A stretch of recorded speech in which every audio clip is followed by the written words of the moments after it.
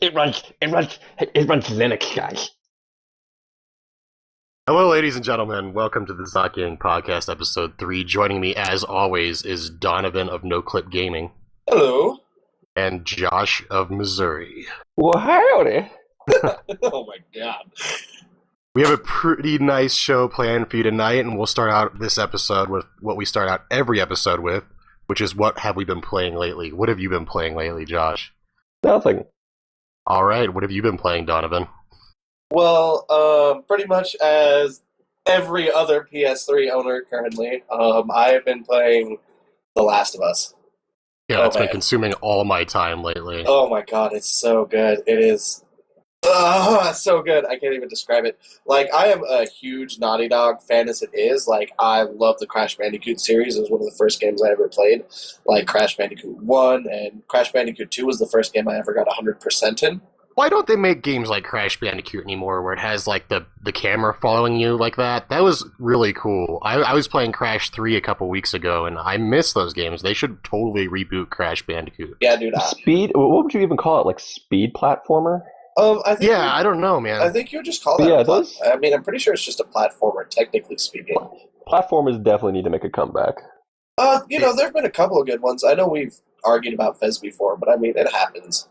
But I digress. The point is like, I mean, loved everything Naughty Dog's done, pretty much. Like, Jak and Daxter was a big series for me. Oh, they were Jak and Daxter too. I didn't realize that. Yeah, that was also Naughty Dog. That was their PS2 franchise. And then It's interesting their cartoony roots that have segued into The Last of Us. yeah, well, I mean, then you look at their PS3 line, and it was, Uncharted. And I don't like Uncharted because I think Nathan Drake is a son of a bitch, and I think he represents everything that's wrong with America. But technically speaking, the games are amazing. Like, they're super fun to play, they're really well polished. Mechanically, there's nothing to complain about. The multiplayer's great. And then it's just, The Last of Us is just sort of like a big culmination of everything that they've learned. You know what I mean? And so just seeing a game that's made by Naughty Dog, that, I mean, it's a pretty fair argument to say that it might be the best game for the PS3. You know what I mean? Like, I haven't had a PS3 long enough to make a claim like that. Honestly, I was going to say I don't think it deserves all the 10 out of 10s it's been getting, to tell you the truth. I would say it deserves a solid 9 or 9.5. That's exactly what I was going to say, because it isn't. There are parts where I am just like, where the fuck am I supposed to go? And I hate it when that happens. See, I haven't really gotten that. My big problem with it is I feel like occasionally the clicker mechanics are a little bit glitchy. And my god, the clickers, man. And I'm not saying they're necessarily like super bad or it's fucking anything like that. It's just there have literally been times, right, where I'm standing still, okay? And a clicker will walk by me, like close enough for the grab prompt to come up, you know what I mean? And it'll just walk past, no problem, and it'll walk a little bit further, right? And then I'm not even touching my controller, and it'll just turn around and freak out and kill me, you know what I mean? And so See, that's interesting. I've had different experiences with the clickers, actually. The way that I usually have them attack me is one of my teammates will just fucking get up and start running to a different spot like a goddamn retard. See, for me, and I thought the game was designed like this, the AI shouldn't set off clickers.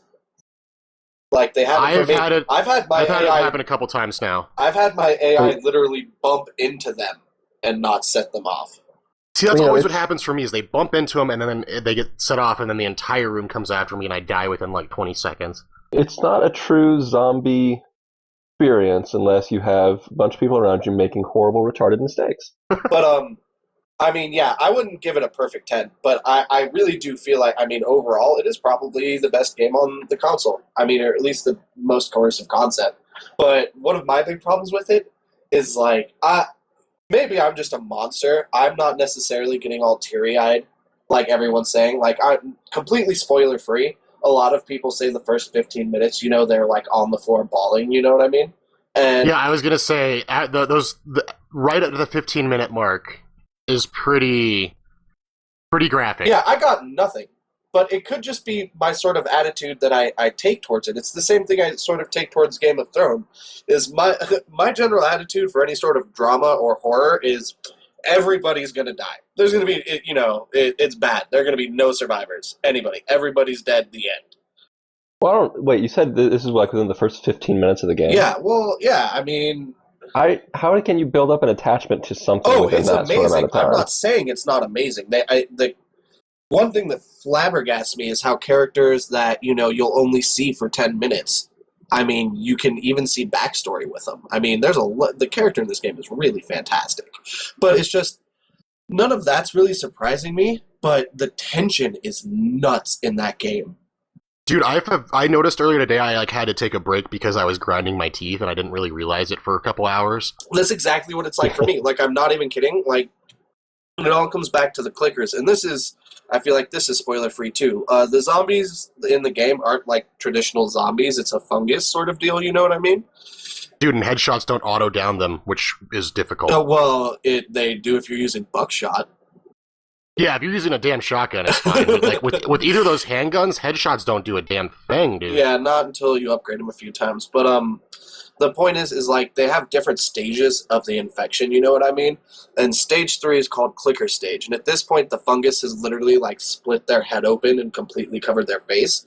So they're Isn't clicker stage 2 and bloater is stage 3? no clicker stage 3. It's walker, the ones that kind of just stand there. You know what I mean?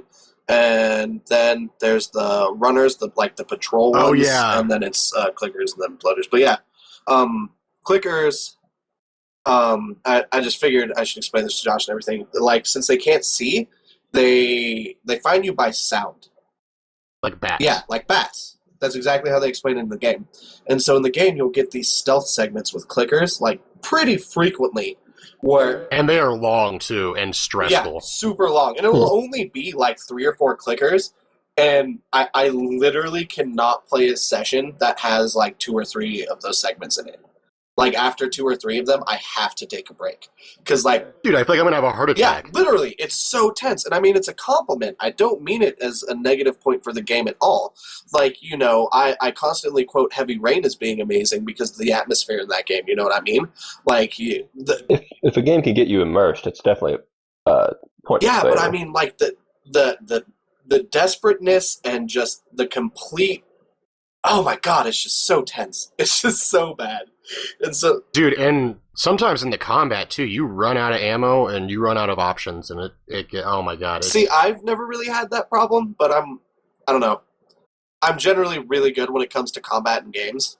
So I don't know. Being able to break with sprinting, I think, is a huge, awesome thing combat-wise. I don't know if people can realize. Dude, sometimes you just have to run away from a fight. Yeah, well, yeah, but I don't know. I like the combat. I honestly like the fact that most of the time it's, like, avoidable, too.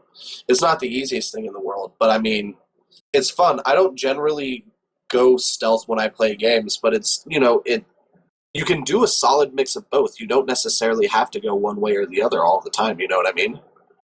That's exactly how I play. I try and go stealth, but eventually your cover gets blown no matter how hard you try. Yeah, eventually you're gonna fuck up a shiv and then you're gonna have to shoot somebody with a pistol. It's gonna get bad. But like, oh man, the immersion in the game is just so intense. It's seriously like, I mean, that's what's great about the game. It's just, it feels so real. And dude, and the environments I wanted to mention are absolutely insane. Like a lot of times when you're dealing with clickers, you'll be like underground in these dark corridors or in a dark building or something like that. But sometimes when you're walking around outside in Last of Us, man, I'll just stop and just look around and just take in the world because everything is just so polished and good. I know, and it's so good. It's very traditional Naughty Dog. I don't know how much exposure either of you guys have gotten to the Uncharted series, but... I've played the Vita one, and I didn't really enjoy it. Yeah, I never played the Vita one, so I can't speak for it. But, I mean, at least, especially Uncharted 2 and 3, I mean, they're nothing if at least breathtaking. Like, Naughty Dog has gotten really good at doing scenery. Like, really good.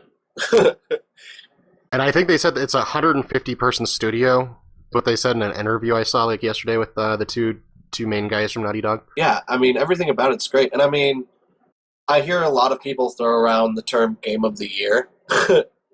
And a lot of people will probably end up disagreeing with me on it. But I mean, I do feel like BioShock Infinite was better.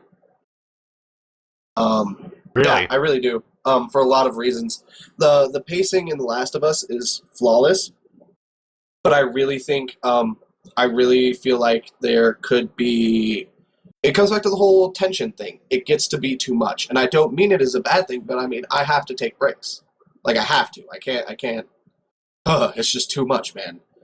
Yeah, I can usually sit down for 3 to 5 hours, but after 5 hours, I can't do it anymore. But I mean, pacing in Infinite, it's pretty much nonstop action, but they do a really good job.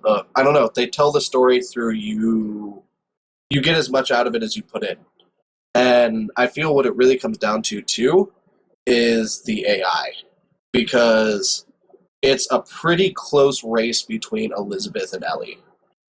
That's really what it comes down for me. I hear them compared a lot. A lot of people online have been comparing the two characters, saying that it's a really similar situation. Yeah, well, I mean, Ellie in The Last of Us. I don't know if you knew anything about this, Josh. So The Last of Us, yeah, it takes place 20 years after the infection, and she's 14 years old, right? And so it's really interesting. Yeah. They did a really cool job of giving personality to this teenager who's just never known normal life. And I mean, hearing her say things like, I've never been outside before. Like, look at these trees. Can I touch it? Like looking at butterflies. I mean, it's crazy because at the same time she's walking around, telling people to fuck off and suck her dick. Like yeah, dude, she's like, pretty hardcore. I really like her character a lot. It's really deep and really good. And you can see she feels super real. But at the same point, if you look at Elizabeth over the whole journey of Infinite, the amount of character development that happens is ridiculous. And none of it feels forced. Like, the events that take place throughout both games are really, really secure. Or, not secure, really, really, really scenic and dramatic and over the top, you know what I mean?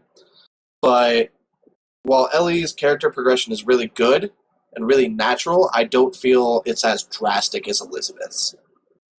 Like, Elizabeth's is crazy. She is a completely different person by the end of it. Like, visual... How far are you into Last of Us, by the way? How many hours would you guess? I think about 24, 25. I've also been discussing with a friend of mine who, literally the day it came out, just sat down and beat it. Like, talking to him about the subject, and, I've been having a lot of discussions on the whole Elizabeth versus Ellie thing. Yeah, I think I need to get my hands on a copy of Infinite and sit down and play that sometime over the summer. Yeah, I definitely do. I mean, I've been meaning to get Infinite for a while. I mean, I played Bioshock 1, which I really, really enjoyed up to the last, quarter of the game, pretty much like everybody else. And I played I honestly Bioshock like 2, original. which was very That's disappointing. A good word for it. It wasn't necessarily bad. It was just a letdown.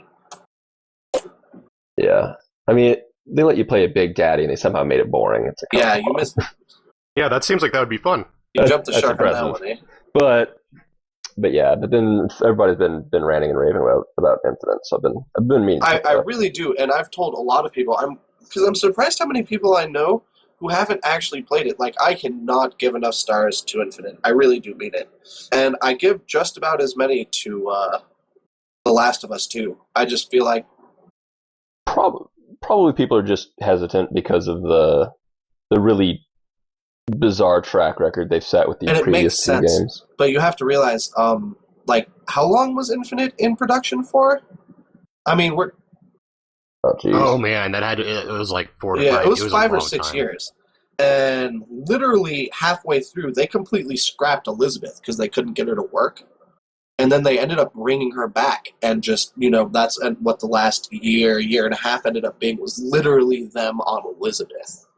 And I know that that's very similar for what Naughty Dog with Ellie. And like I said, by me saying I like Elizabeth more, I am in no way, shape, or form trying to knock Ellie. She is a fantastic character. She is amazing. It's just like, I really feel like the work shows with Elizabeth. Once again, not saying it doesn't with Ellie. It's just, I don't know. Elizabeth, she... Apples and oranges. Exactly. It's just a really, really good apple. But So what else has been on the plate? So I've been playing 2 other games recently. one of which I was over down at Donovan's house the other night, and we were playing some Killer Instinct 1994. Ultra combo. I'm so hyped. So hyped for the Oh my new god, game. Killer Instinct's so good. It's really nice to go back and play it again because it's absolutely so different than any modern fighting game. Oh, it's so abusable, the mechanics, and just but you in don't the even best care. way. Yeah, it's what an over the top ridiculous fighter should be. I am.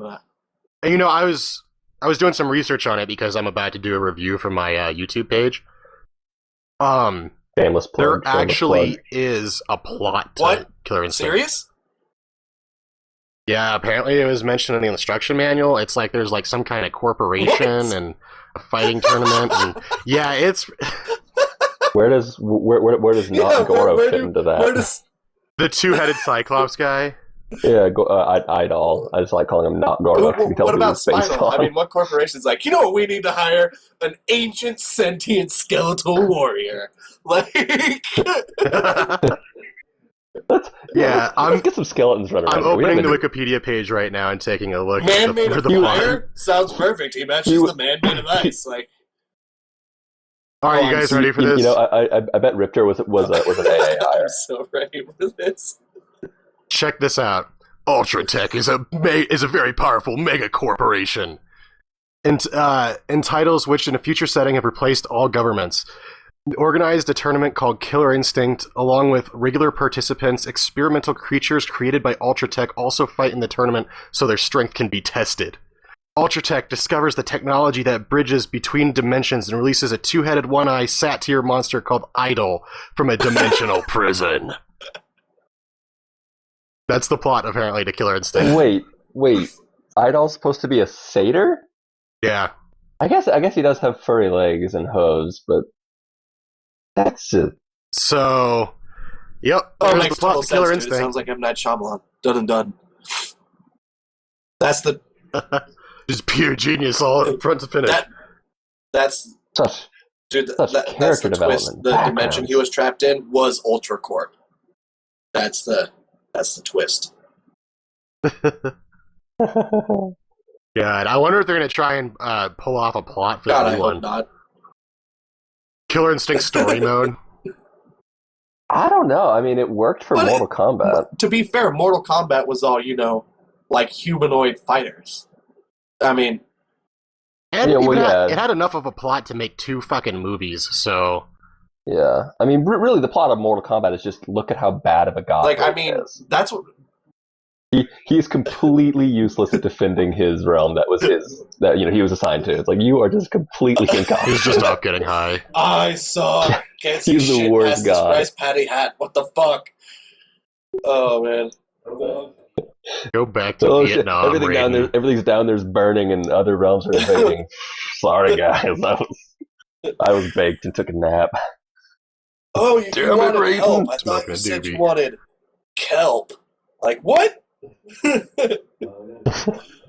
Oh yeah, the new Killer Instinct. I mean, I was a fan of the old ones too. Oh my god, those particle effects on the fireball.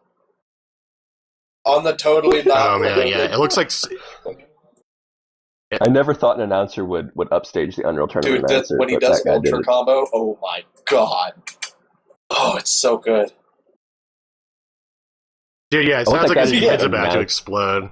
I want that guy to just announce every attack. Jab, jab, jab, fireball. Yeah, oh man, it's so good.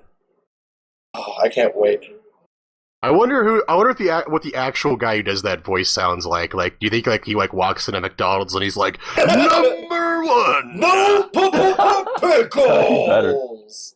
Like, oh man, just shakes the counter. That would be. They just give him his food and he'd walk out. Like, he didn't pay. But I don't care. Dude, I don't know any combo breakers. He scares me.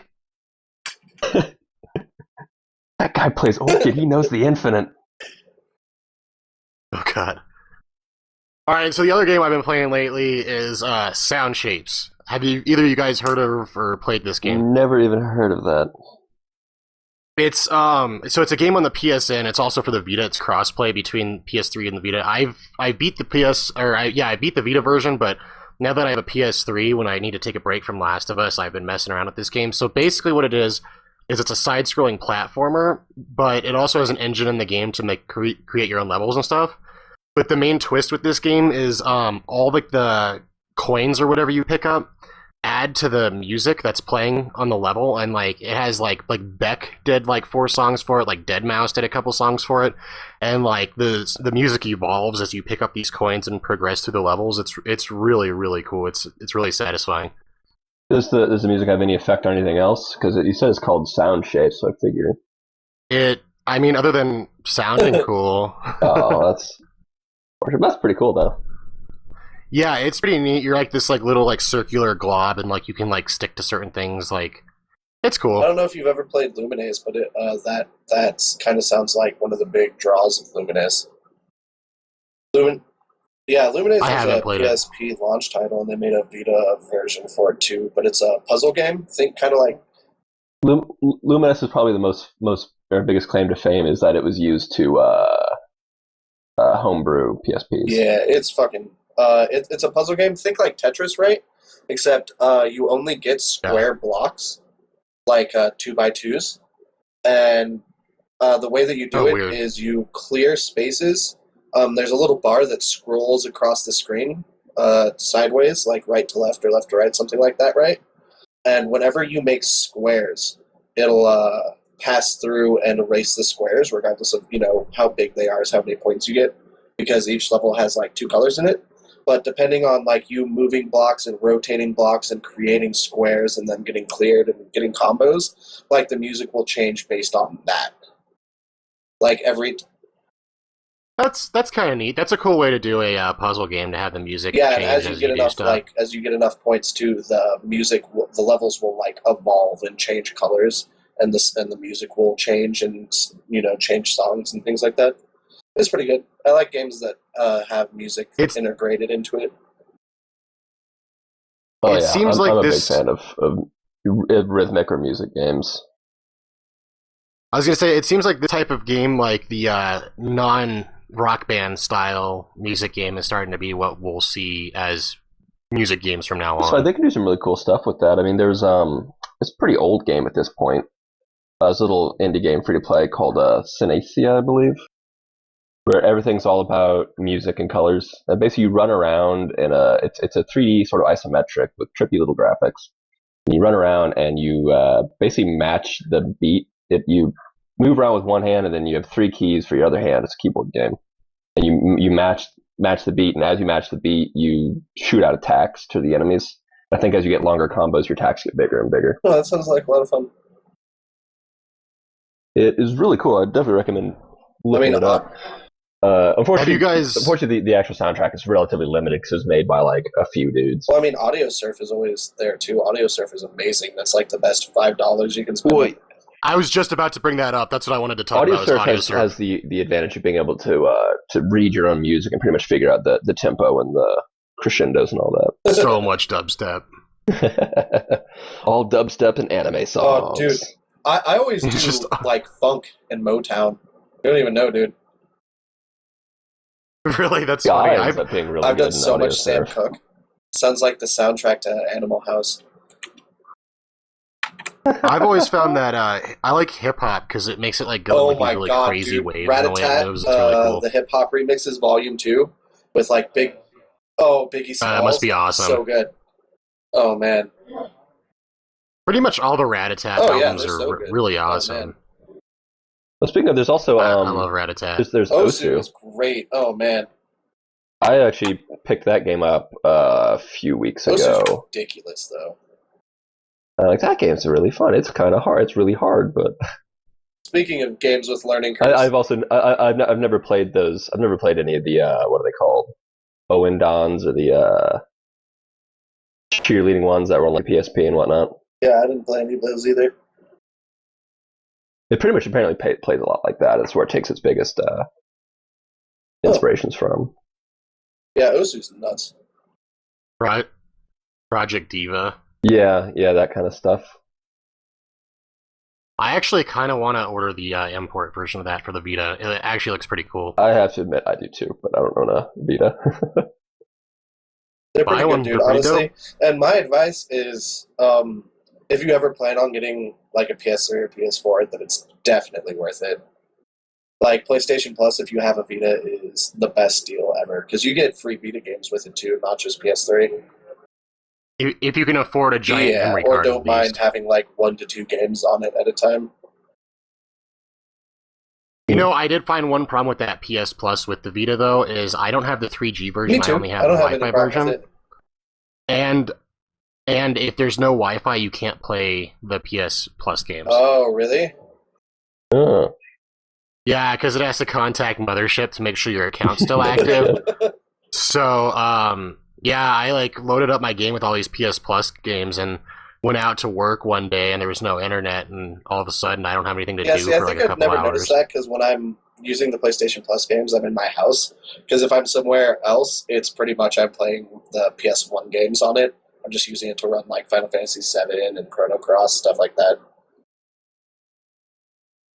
Yeah, Persona 4. Persona 4. Oh, hey, desu-sama.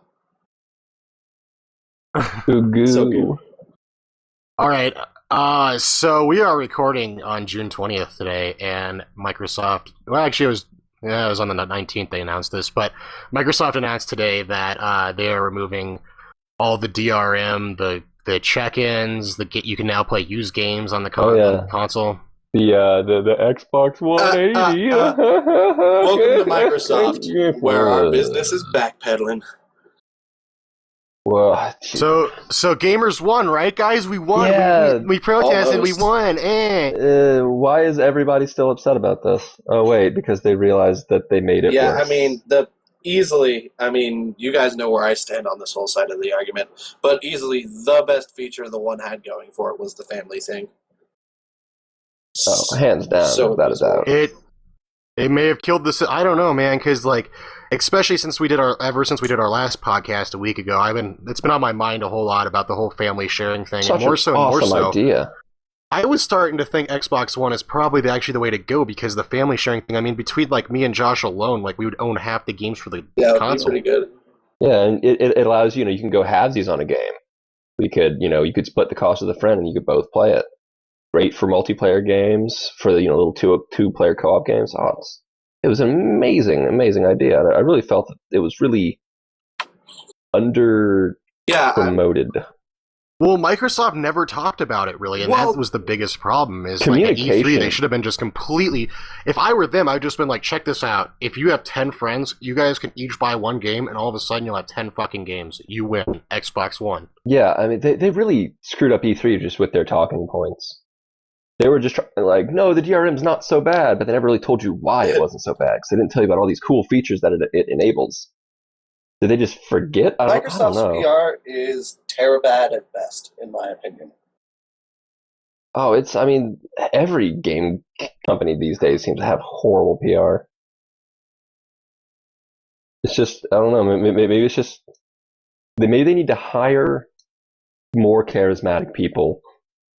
Because obviously the people who make the games have no idea how to deal with the public. Well, and whoever's writing their key points also needs to elaborate on certain points that people actually might be interested in. Yeah, like, I don't know, family sharing? Yeah, Microsoft was really vague and dodgy when it came to the questions about that. They're really vague and dodgy when it comes to everything. I think that's part of the reason why Sony dominated E3 so hard is like literally any question everybody asked to Sony was just like, yeah, here's your answer. Okay, what next? Well, I mean, they had an easy way to answer it. They're basically like, it's just a more powerful PS4. Yeah, or more powerful PS3. It functions almost identical. I mean, okay, you have some integrated social networking stuff, but that honestly could have been done with the PS3 with the dashboard update. x86 architecture, though, the architecture did change. The architecture changed, yeah, but that's mostly under the hood. Yeah, but that's pretty big for like the actual functionality. Big deal for developers. It is. I'm saying the actual functionality, as far as the end consumer goes, is not really going to be that much different. You're gonna unless you hack your console. You're gonna go to a store. You're gonna buy your game. You're gonna come home. You're gonna put it in. You're gonna turn it on. You're gonna play. That's not gonna change. Whereas Microsoft was at least kind of trying to change that. You could, that was an option, but then you could turn on your console, download the game, and play it there.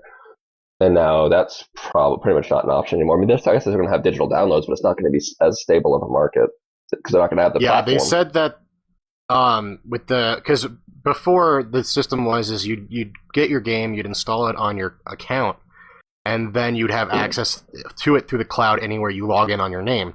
But now instead, you have to have the game with you, and the only way you have cloud access to the game that you have is you had to have bought it digitally. Yep.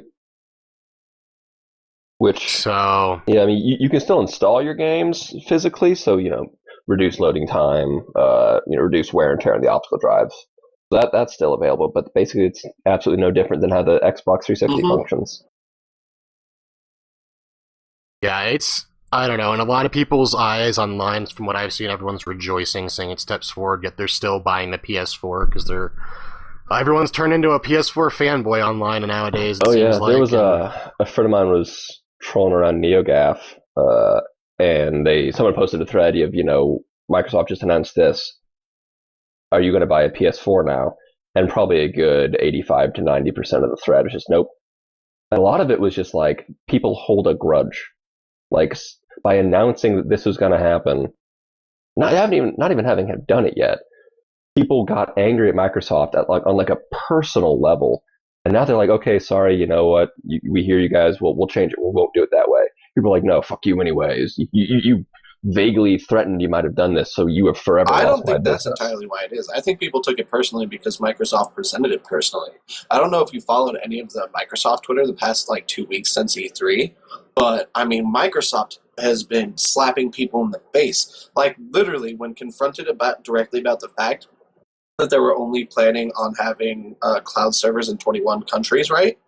Like the fact that the people who made The Witcher, who live in Sweden, right, wouldn't be able to buy an Xbox One and a copy of their game. Yeah, and play their own game.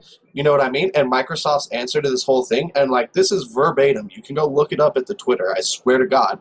They said, we have a product for people outside of the cloud service area. It's called a 360. True. I mean, they didn't handle it well. I think it should be mentioned too that they removed region restrictions, which is another Xbox One. As of today. I agree. Microsoft is making it is huge, but in my case, I still don't know if it's enough to necessarily convince me to get a One. I still have huge problems with the Kinect. I do not want to be forced to have a Kinect. I don't think I should have to be. I think it's a dumb idea. It is possible. It is possible with this backlash. They might make a Kinectless version. I mean, if they're willing to listen. I don't think they will. They've said multiple times that the Kinect has been just an integral part of the infrastructure for the new system. They could just do a microphone and have it function pretty much the exact same way. But I mean, the other big thing for me, and this is something that I really don't think Microsoft is going to change either, is their stance on indie publishing. I mean, I know that's a pretty big issue. Yeah, that I agree with. I know I'm a PC gamer, so I'm a little bit spoiled when it comes to the indie game market since I'm used to, Steam and things like that. But a huge portion of my game time is spent playing indie games. So Well, Microsoft has a system for you if you want to play indie games. It's called your PC running Windows 8. They also sold you. A perfect example is you heard about the whole Oddworld drama, right? Oh yeah, yeah. That they're not going to be able to release it because it's a self-published game, Odyssey and they was need a launch title for the original Xbox. And since they are self-publishing the new Oddworld and they're not going through a publisher, Microsoft has stated multiple times that they will not sell it until they do. And they don't want to go through a publisher since they want to self-publish it for obvious reasons. And they have literally made official statements saying that the new Oddworld game will be ported to every platform except the Xbox One. And there's also the $40,000 minimum patch price restriction for developers. Yeah. Basically, if you put out a game, if you want to be able to patch it, have your patch show up and download and apply automatically and all that jazz that we're used to, you have to pay a minimum of $40,000 for that functionality. Otherwise, if your game ships and has some little bug in it that you just didn't catch, you can't fix it. Fez. That's a good example, is how the dude who made Fez can't patch it on the. And I mean, that's a big problem for me. You know what I mean? Microsoft has done. It's really stifling the indie game scene, which is, I mean, it's gaining more and more power as the days go by. You really don't want to. I mean, the indie game market is huge. Do that, gigantic. And it's I think it's interesting too because it's growing wherever it can, and the Vita has been so open to indie devs that it's really seeing a resurgence. Everyone thought the Vita was dead, but now it's becoming the ultimate indie portable console. Especially with all of crossplay is huge. Every experience I've had with it. Yeah, Thomas was alone. Example. I mean, like Sony is just Hotline Miami's coming out on it soon too, I believe. Making a Vita port for it, which would be great. That game is amazing. That was one of my favorite indie games I've played this year. Yeah, I loved Hotline Miami. I think, and I played it with the mouse and keyboard or whatever, but I think using the dual joystick setup, it might be really enjoyable. Yeah, especially if you just did like a shoulder button for lock and like another one for melee, so you didn't actually have to move your thumb to melee. You know what I mean? I mean, that's why I played Bumper Jumper when I played Halo. But I'm... It is, I don't know, Microsoft probably just thinks they're invincible, don't really care. Because to a degree, they kind of are. Even if the Xbox completely fails, they're still the Windows developers still, Windows. So the PC. Yeah, it's like, and all these people have been like, "Oh, I really hope to see the Xbox One fail, and then Microsoft's going to go bankrupt." It's like, that's not in the cards. They have major military contracts. What the hell are you thinking? Yeah, here's a question. What does your computer run, asshole? Computer? I only have consoles. It runs Linux, guys. Oh god. I only use Red Hat. I self-compiled my own operating system. Here I am a dork, just like, Red Hat's not that bad. Yeah, no, Red Hat actually isn't that bad. Ubuntu isn't that bad either. Linux has come actually a pretty far way since I used to use it back when I was in high school. It's just one of those, we can make fun of our own guys. Fuck them. Exactly. It's an operating system for punk rockers and anarchists. It's a counterculture OS. That is the latest counterculture. Fight the man. Use Linux. Getting tattoos of the penguin. Oh, jeez, yeah.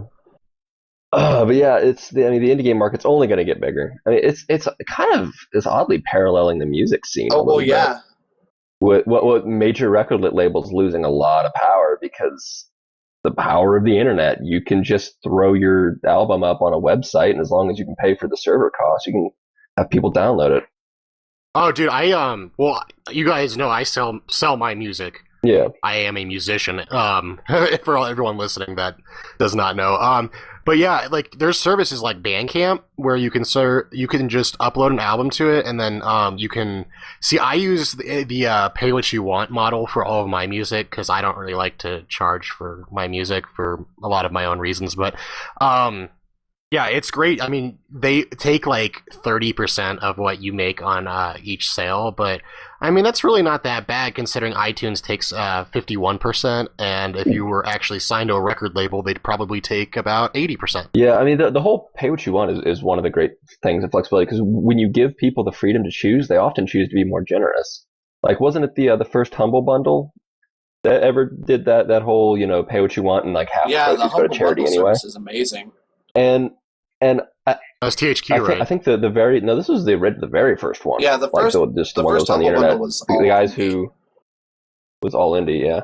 And I think the average price people paid for it was like $10 or more on average. And that's enough. And, you get 10 people buying that each month. That'll keep the lights on in your apartment. You could literally pay 1 penny if you wanted to. I mean, look. And they found, like the average price people were putting that down themselves was $10. And like that's more than they were expecting. They're like, we figured people would do, average of $3 or $4. And, when you give people the freedom, they're often more generous, which is, I guess, sort of, why Microsoft's getting such a huge backlash. They're not really giving people the freedom of choice. Yeah, I mean, Microsoft's making improvements, but trying to, muscle out the indie games market is just a really bad decision on their part. If someone had an extra $1 million sitting around, they should just make a publisher that only publishes indie games. I'm going to go swing by my bank tomorrow. Yeah, I was going to say, if either of you guys have an extra $1 laying around, let's fucking do this. Oh. Let me get my pen and checkbook. But seriously, I mean, that would be an incredibly lucrative business for someone to actually start, especially with the way Microsoft's working. Because I mean, essentially, you'd just be brokering video games to them. Yeah. Yeah. I'm okay with it would doing work that. out, man. And I mean, especially, I know I bring it up all the time, but I mean, pretty much what swept Game of the Year last year was an indie game. You know, Journey killed critically in everything it touched. Like the indie. Yeah, that got getting. What was Game of the Year before that? Oh, Do you guys no, remember no. for 2011? I think it was some AAA blockbuster title. If I remember right. Halo 4 Halo or some series. garbage. Here we go. List of Game of the Year awards. Let's see what it says. Yeah, I'm actually taking a look at a list right now to see if I can get to the bottom of this. Okay. Well, I guess Game of the Year goes by publisher of magazine anyway, or whatever website, magazine, etc. I would say probably IGN is probably the most recognized one at the moment. I don't know if you guys agree with that, but I think that seems pretty fair. Portal 2 actually was 2011. What was it? Oh yeah. You know, that's really interesting because that makes me wonder what we're going to see this year as Game of the Year. I mean, it could just be something like an indie title just that comes out of the blue. Oh, Reader's Choice for 2011 was Legend of Zelda Skyward Sword. I could so see that. Play that game? Yeah, I'm surprised. I own it, but I've never played it. I guess all 11 people voted like 100 times. Dude, I own it, but I've never actually played it. Portal 2, this kind of popped up a couple times. Batman Arkham City, Skyrim. Fallout 3 was 2008. You mean Uncharted 3 from there, Skyrim. So yeah, it's consistently been pretty much big blockbusters, but in the last 2 years, yeah, it seems like the tides are sort of shifting. I won't call Portal an indie title, but it's definitely not as mainstream as a lot of other things. Yeah, I don't feel like that's a stretch I mean, at it's all. Valve. I mean, Valve is pretty big. if you're a PC. True, but I mean, you can't really specify by platform. They created Steam. Well, and you could easily give them Game of the Decade still. Well, Half-Life 2, Game of the Decade, hands down. You can't even argue that. I can, but I'm in the minority. I don't know if that's true. Really? You could argue that. I'm not necessarily disagreeing, but I'm pretty sure you could argue that. A decade's a long I think we're out of time. topic here, though. The fact that indie games are making a research, well, not even a research, they've just been gaining more and more power. Yeah, Microsoft slapping indie devs is just the So I guess bad decision. End of the line. Do you think Microsoft made a good decision with their reversal of policy? I think they made a great decision. My problem is, it's still I don't know if it's enough. I have a different opinion. I think they should have stuck to their guns first of all, because if they're gonna lay out all this whole enormous system, the family plan, all this, I really think they should have just stuck to it. Or did you see their stocks? I know shit's been fucked for them, and a lot of it too. I think is just the internet has just been so fucking down on Microsoft lately that they don't even stand a chance. Like, I'm not exactly happy with the way people have been looking at the situation. I mean, for me, used games, yeah, that was a big deal, but the more and more I was thinking about the family plan and how you could share games with that, it was just becoming more and more appealing.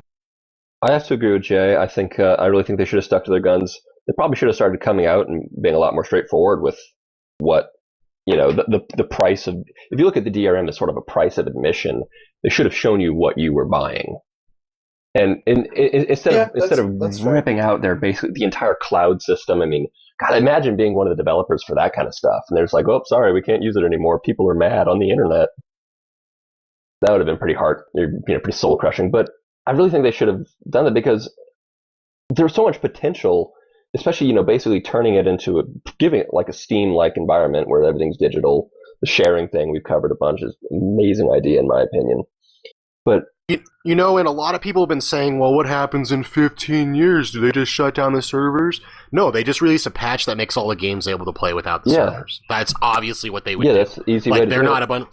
They're not. I mean, yeah, Microsoft is a little bit about fucking their customers, but I don't think they're going to give a middle finger to someone who's bought because a lot. There's some people out there who will buy thousands upon thousands of dollars of digital content. I myself probably being one of them. I own. Yeah, my Steam folder. If you go on my Xbox, I have like half the Xbox Live Arcade, like just all the games. I have half the library I probably have bought at this point. I know somebody like that. And then I have a drawer with over 100 360 games. So I mean, there's people out there buying shit like crazy. They're not going to fuck us over at the end of a life cycle of a system. They're just going to release a patch. Probably. And the other thing mentioned is people were down on the things like Microsoft said they don't intend to change the price point yet of games, but the whole digital distribution kind of cut out the middleman. You could see price changes happening pretty often. People point to Steam all the time. It's like, oh, this is platforms just like Steam, but Steam has those amazing sales and whatnot. Steam didn't. But there's good sales on Xbox Gold too. Steam didn't start off like that. Steam didn't start off like that. It used to be, people called it Steam with a dollar sign for the S. It was pretty rough early on.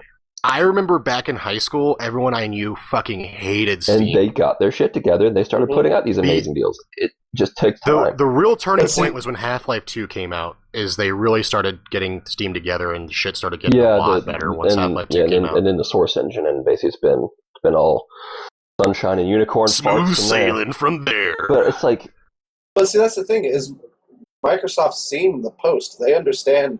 Like, they know how Steam works, and they were looking at it the wrong way.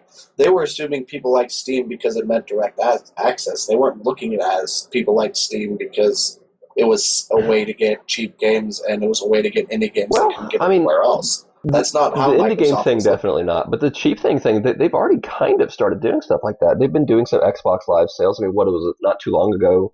They had there was a spring sale where they had like 20 days of like having one game I remember cheap and it wasn't even like old games that you pretty much already bought already. I remember what they had: Dishonored for $5, Max Call of Duty Blobs 2. Max Payne 3 was up there, and they keep talking about doing these 2 free games a month through Xbox Live itself if you keep a gold subscription. Which this time it was Fable 3 and Halo 4. It's a nice little nod. Which still makes me laugh a little bit. Yeah, it's a nod. Wait, did you just say Halo 4 is free now? I'm going to get that later this week. I know I downloaded Fable 3. I do need to check on Halo 4. I think I did get Fable 3 as well. I think that's supposed to be free. It might be next month or something like that, but I know they mentioned that at E3. That's going free for a little while. Nothing wrong with that. I don't think the nod's enough, or at least not for me. It really isn't. I mean, they could be doing so much better, and that's exactly what the market trend shows. It's laughable compared to PlayStation Plus. And laughable compared to Steam on both fronts. Like, the difference is Microsoft can still have all of those services as an option. I think people's main problems with it is they don't want to be forced. I agree. I think an opt-in policy would be good, but how would you balance it between those who do and those who don't want to opt in?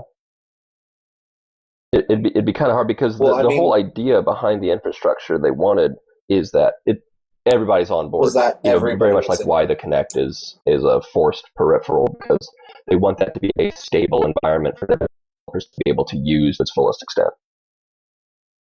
And if it's not stable, if it's completely optional, then half the developers won't even try because they're like, why would we try something risky, put all this development time into something that may not pay off, and we can just, pump out another Madden game and rake in some nice, stable, guaranteed cash. If the Kinect does anything, I want creepy in-game facial recognition from the camera. They are supposed to be tying it to some Skype thing, so you can do Skype video chat while you play games, which is a neat little touch. But creepy in-game facial recognition would be pretty funny, like they did with EverQuest 2. EverQuest 2. I want more of it. I need it. It's so bizarre, but I like it. For all the wrong reasons, I like it. Every game needs that from now on, in my opinion. For all the wrong reasons. All right. It's just like, for me, I used to play. And I still am. I really enjoy consoles. I have every console of this generation. You know what I mean? And every handheld of this generation too. Like, I like console gaming. But for me, and especially somebody who does primarily PC gaming now, right? The big difference between console gaming and PC gaming, at least for me, is that console gaming doesn't feel as serious. It doesn't feel as as heavy and as intense as, I don't feel like when I play a console game, I'm going to end up in a game of PlanetSide with a couple hundred people. Yeah. And I'm not saying The that's a bad scale is thing, just a little but different. I'm saying, I like a console being something that I can just, bring a disc over to a friend's house. I was going to say, the difference between console and PC gaming for me wouldn't be that so much as the exclusives. Well, and the price point, too, is another thing. Is like the amount that you can do on on $1,000 computer versus like a $600 next gen console. I mean that's a pretty huge gap. Dude, I just bought a $600 gaming PC, and that thing's a fucking beast, dude. Yeah, I mean, it's nothing compared to your like full size tower with like liquid cooling and like just dead babies being eaten by your fucking computer. But you bring up a good point, which is sort of it's an old holdover that I don't think is really true anymore. What people like about consoles is it's simple and it's easy. You can buy a disc, you put it in, it's going to work. It was designed to work specifically on that architecture, et cetera, et cetera, et cetera. When you buy a game on a PC and you install it, you're going to have to tweak the resolution settings, anti-aliasing.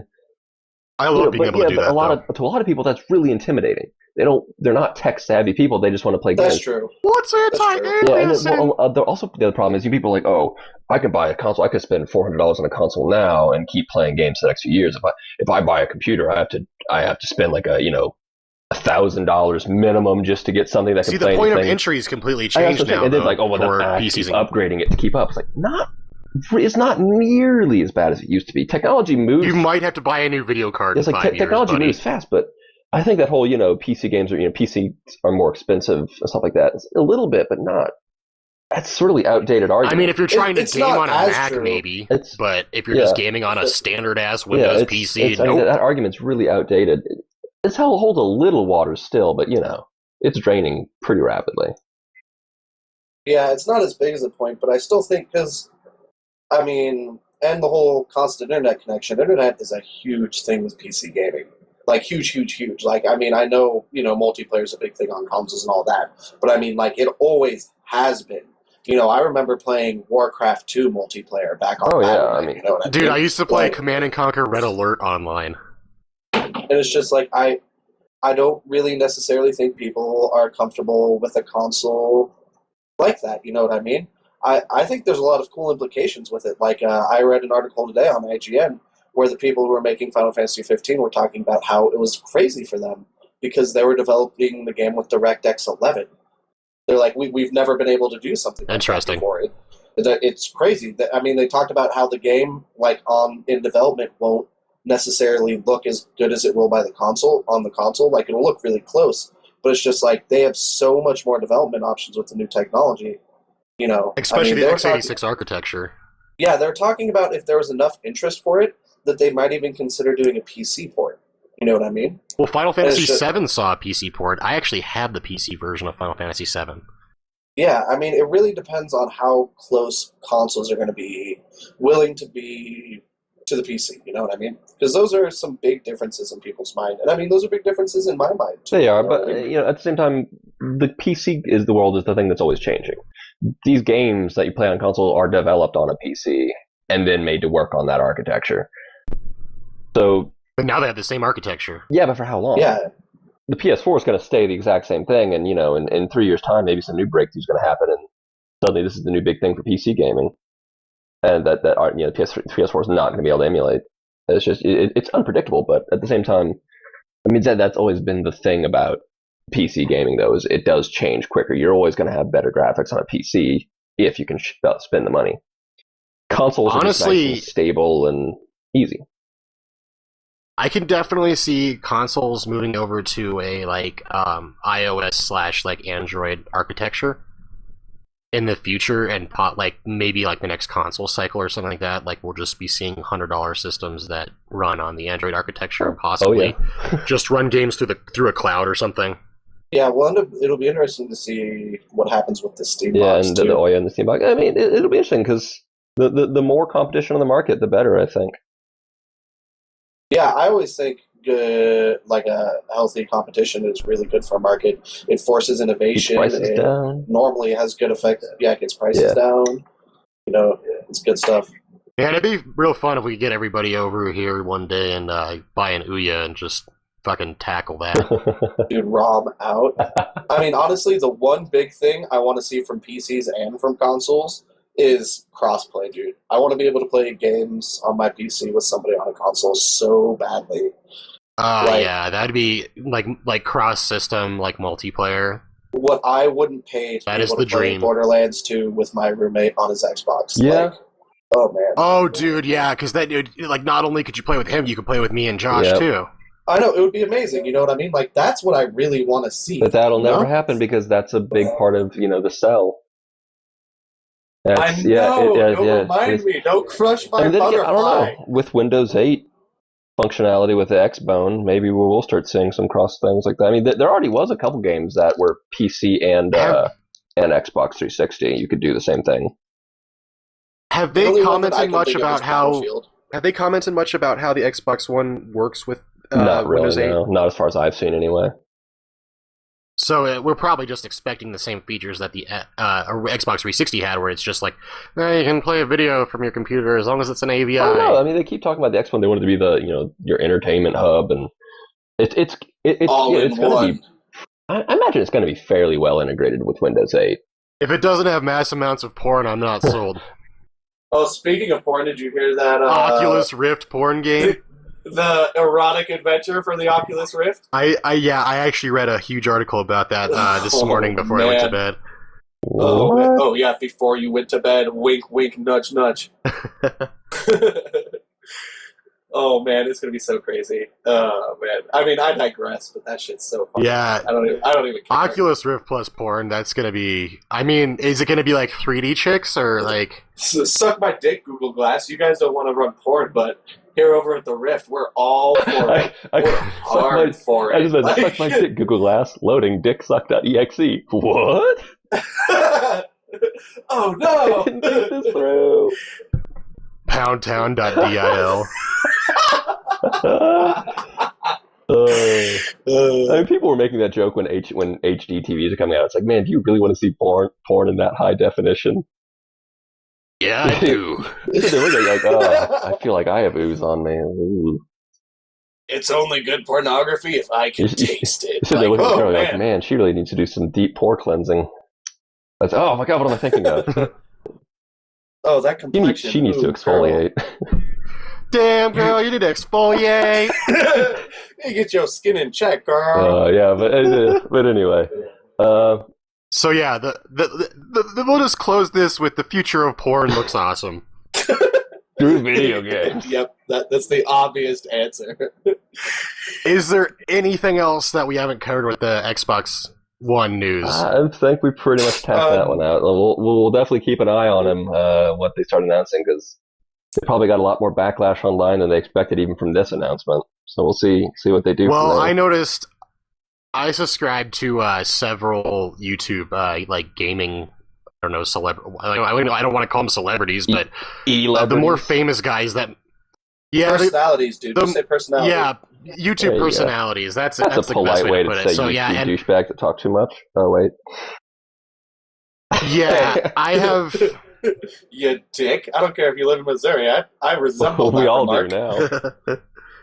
Oh no. But today I'd say almost, well, not all of them, but like at least like 6 of them posted videos about the DRM change with the Xbox, and most of them pretty much are saying too little too late, and they don't want to take back any of their statements that they made previously about the Xbox, which were obviously all negative because they are on the internet. Yes. See, I don't want to say too little too late because I think it's a big step. If they did a little bit more, I'll buy one. I mean, I agree it's not a whole lot. They could do more, and it unfortunately kills the best feature about it. I wish they didn't abort the family gaming if they could keep that somehow and appease all the frothing internet rabid dogs, I mean... Well, the thing is, all the frothing internet dogs now have already... I mean, they've probably already pre-ordered the PS3, and they're already mapping to it. They probably did that even before this. I mean, they half these people who were screaming and gnashing about the Xbox never intended to buy one in the first place. Honestly, psychologically, I imagine that most people have already made up their mind when the first PS4 event happened back in fucking March.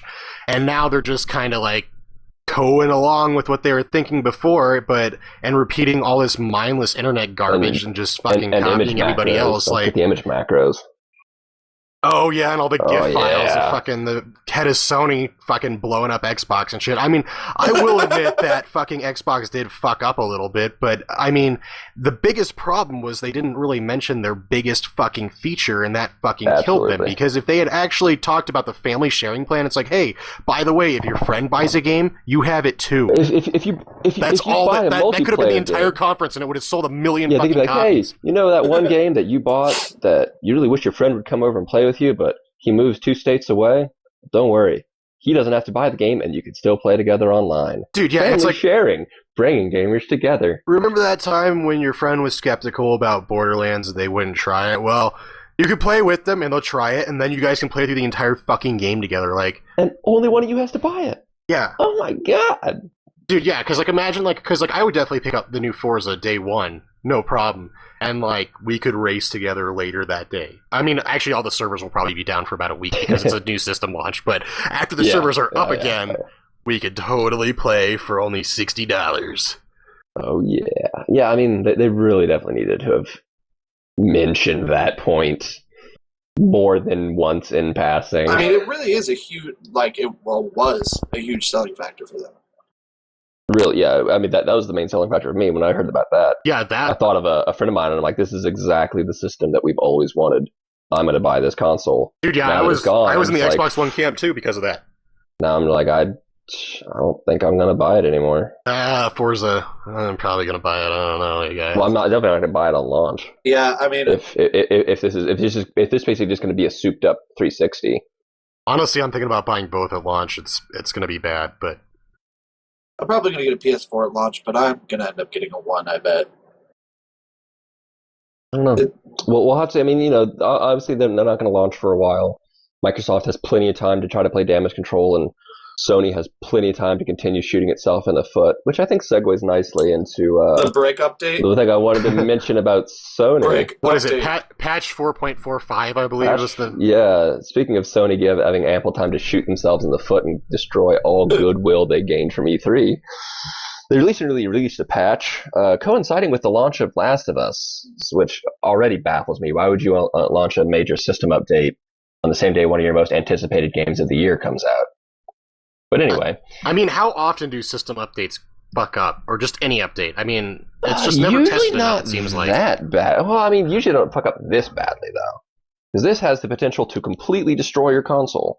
Yeah, so do you get any kind of compensation if you're, like, it's like, hey, I just bought an Xbox, or a PS3, like, 3 days ago, and it gets bricked. Like, I will don't know. Sony give you your fucking money back, or I what? have no idea. I do know it basically has a chance, it'll either fuck up your hard drive, which is salvageable, but you have to format the whole thing. So any games you have downloaded or installed, all your save files that, were stored digitally, if they have that, gone. Yeah, but you can re-download all that shit because it's on your account. It's just an inconvenience, really. Yeah, but it's just like, imagine your Xbox hard drive getting formatted and having to download every single one of those games again.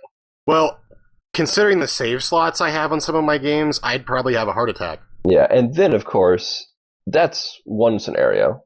Another scenario is it screws up. Apparently, what it does is it points the system at the wrong section of the RAM, so it starts reading it wrong, and the whole thing just fries. Yeah, I heard. I don't know. It freezes, and then you can't turn it off. You can't, and then you can never turn it back on again. Yeah, that's what it sounded like from a couple of things. I don't know what Sony's doing about it. I'm looking at some news right now. They have pulled the firmware patch. Yeah, I mean, it's still. What about the people who already downloaded? Because I know with PSN Plus, one of the things you can do is have auto updates on. So what if they just got PS4 boned? Yeah, it's like, what if they were completely asleep, their console auto updated, applied it, and that happened? In a tweet, Sony said that they are investigating the situation, so it sounds like maybe they'll try and. I don't know, though, man. It just happened, yesterday. Early on the 19th. On the 19th, yeah, it's early yesterday. So I guess they're probably still going to figure out what they can do. And the hard drive thing is annoying, but not catastrophic. Not the end of the world. Very, very annoying, but not catastrophic. But the breaking your PS3, it's like just what if you did just buy one a little bit ago and now it's broken? I do think I read somewhere, and I'm sure a million people can email me if I'm wrong, that it's only affecting the original PS3s. Like the Slim and Super Slim aren't affected by it. What I heard was it only affects the PS3s that have like the extended hard drive or like the maximum allowance of hard drive thing. If you just have a So normal, like if you upgraded yours pretty much, then you're fucked. yes, that's my understanding. It mostly affects those with the larger hard drives. Sucks to be them. You know what? It makes me wonder. You know, what if they're just trying to get rid of some PS3s to make it more, more instead of, well, PS4's coming out soon. Maybe you should just buy that. You don't have a PS3 anymore. Well, see, I just find Yeah, unfortunately, you don't get to play GTA 5 or Last of Us or all the other awesome games coming out this year. Or any of your PS3 games anyway, because it's not backwards compatible. Well, see, I find it weird because I have a first generation PS3, so like S my D, I can play PS2 games. Oh, you're one of the lucky ones. Huh? Hell yeah, I am. But like, Well, he's got two of them. Yeah, I've got two of them. I've got a PlayStation Plus, and I've got it set to auto updating. And I was asleep when it all happened because I had stayed up all night playing, The Last of Us, like you do. And it my system never auto updated at all. Like I know that they pulled it, but I just never got it. Actually, the one here is also set to auto update, and I had it set to upload all my saves to the cloud, and it didn't do it either. Yeah, so I really don't know what exactly the circumstances were for it. That is unusual, but there's just dudes who sit at their houses all day just hitting refresh on the fucking system firmware. I was so mad. Earlier today, when I first heard about the update, I went over to the Sony forums, the support forums. I'm like, oh, this is going to be good. And pretty much the entire first page was patch 4.45, 4.45, patch. The biggest thread of it had almost 1,000 posts. And there was a bunch of smaller ones that had a few, several hundred posts each as well. So it was definitely affecting no small number of people. Yeah, I mean, I saw tons of stuff on it too. I think Sony was trying to just do marketing for The Last of Us. Here's your own brick, just like in game. You can't play the game either. Neither can they. Oh man, yeah, that's really bad that coincided with the Last of Us release. Yeah, it's just like I said, it's Sony. I mean, it's just like Microsoft. They're not good at PR either. So I imagine they'll be chipping away at all that goodwill they earned. Mm-hmm. Seriously, I mean, if they bricked even 3% of all the PS3s, everything they got, all the credit they got from E3, gone out the window. It's like, oh, sorry guys, it's the PS4 is used games, right? Well, I guess still it's not as bad. See, and honestly, it's worse than Red Ring of Death because it's not even a hardware failure. It's a fucking software update that destroyed your... You know what it reminds me of is, I don't know if you guys have ever owned iPhones. Nope. I bought the iPhone 4G, and when the iPhone... or 3G, sorry, and when the iPhone 4 came out, they released iOS 4, which basically made any phone that wasn't the iPhone 4 completely unusable. Yikes. It went from being really good, just as fast as my modern day phone. It did what I needed it to. It was a phone, but also a smartphone. But after that, it took easily 50 seconds just to open the camera app. Ooh. Oh. So it's you guys should rethink what you're putting out on certain phones because my shit does not have the processing power to handle this. Yeah.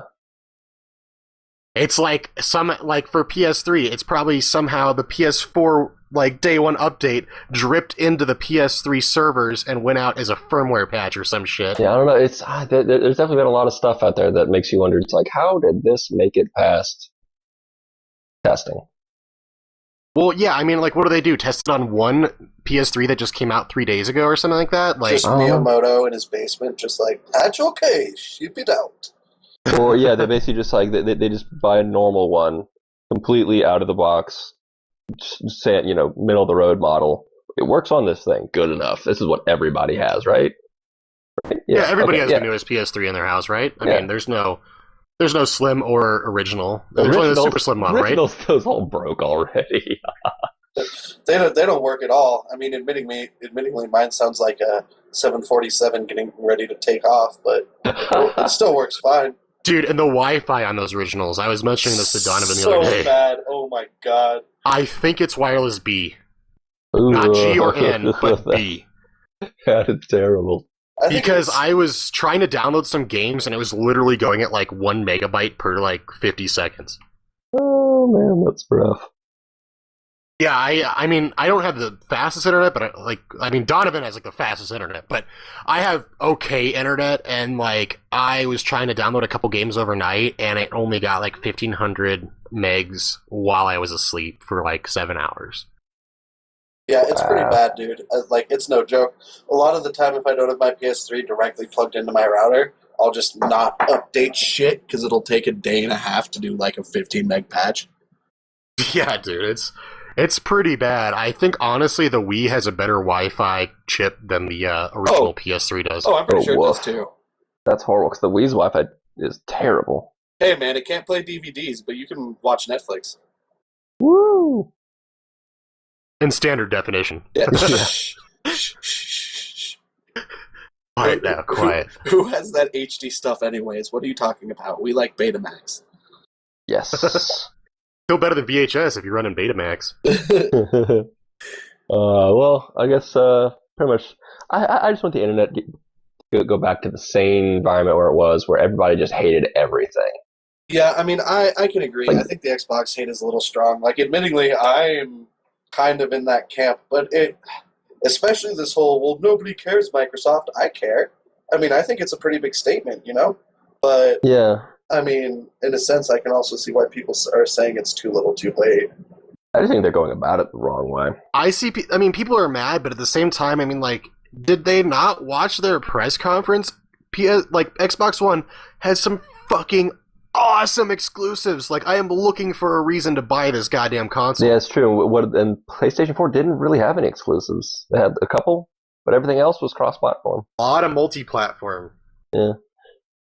Maybe they're just keeping their exclusives under wrap. I don't know. I mean, E3 was the time to show it. That is exactly true. Because I know that there were more exclusives for the Xbox One, but I also know that there weren't any exclusives for the 360. And Sony, Sony total had more exclusives, but it was split down the middle between the PS3 and the PS4. I'd also like to mention, have you guys seen the new Vita list of exclusives that were announced, not necessarily on a stage, but announced at E3? Nope. There are some really cool-looking games coming out for the Vita in the next year. I believe it's like two. They're making another Ragnarok, which looks terrible, but there's 2 other RPGs that are coming out that look pretty good, and I don't know, if it's not an RPG, I'm not paying that much attention, honestly. You and your animos. So, do you guys want to move on to talking about free-to-play games? Yeah, I mean, absolutely. It kind of ties into the whole indie marketplace, too, and the whole Humble Bundle. Because, I mean, free-to-play games are completely crushing the market right now. Dude, and you know, I hate to admit it, but I have spent way too much time playing a couple free-to-play games. I spent way too much money on some free-to-play games. Hey-yo! I mean, no, it's true. It's really becoming the thing now. Is you make the game free to play, and then you give them option to purchase hats, and it's a license to print money on the PC right now. Team Hattress 2. I mean, yeah, it started with Team Fortress, really, which the hats were just droppable, but now you can buy them. And, you know, League of Legends gets by, you know, the probably biggest free-to-play game currently out there, the, you know, number one name in esports as it is, League of fucking Legends. You know, people have paid through the nose for these skins. There was a character that had a skin released that, no joke, the skin was $30. Oh, what? Ezreal, I got that skin. Yes, it was like some super... Basically, they have a couple different tiers of skins, which is, you know, what they call just basically... You unlock a champion, you buy a skin for him, so he looks different. Sometimes have different animations, different particle effects, different sounds, etc., etc. Sometimes, it used to be some of the old ones are just lazy. There's little palette swaps, but sometimes they'll have the ones that they call legendary skins. They cost $15 usually, but it comes with like a full set of new animations and sounds, and etc., etc. And they did one for a character called Ezreal, which was a pretty major graphical. They basically put him in a Mega Man suit. And it had all sorts of different animations while he's walking and running. Hell yeah, has, it is. has animations for like various things that'll happen. Like if he's running and shooting, will be different than if he's just standing and shooting. And my favorite example is his suit changes whenever you level up your ultimate. Yeah. As you level up, your suit will start getting more impressive and more little glowy, dingly bits on it. But it came out at $30.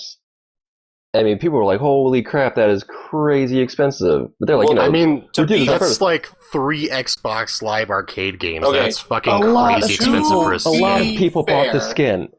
To be fair, if you got it within the first 2 weeks of it coming out, it did cost the price of a regular legendary skin.